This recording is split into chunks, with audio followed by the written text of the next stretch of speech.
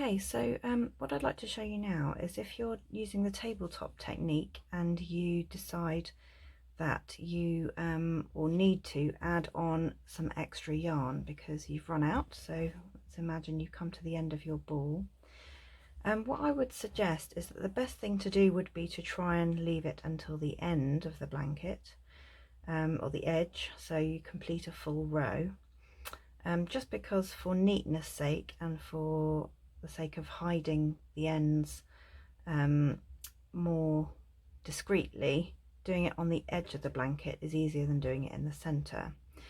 So you get to the edge like that, and then you take your new ball of yarn, and leaving a little bit of a tail at the end of it, you then carry on as normal. So you create your next stitch, so you've got your two ends there, and you carry on creating your stitches as before.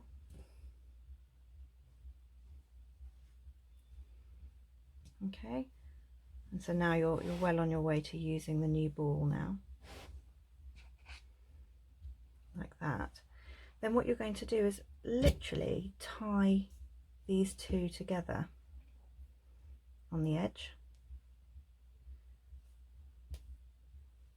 Now you can go quite tight, obviously not losing the height of your stitch there. And then your job really then is, once the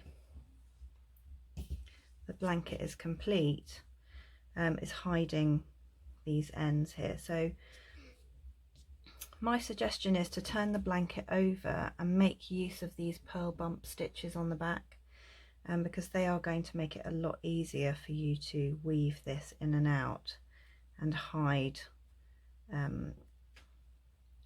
the ends basically.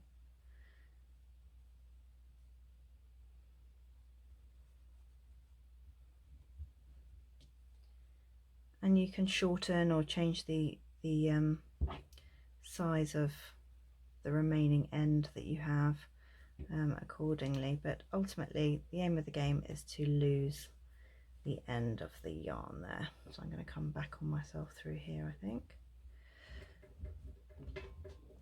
and there we go. So that's that joined on, and now you can quite comfortably continue on using your new ball of yarn until you cast off or need to add on more.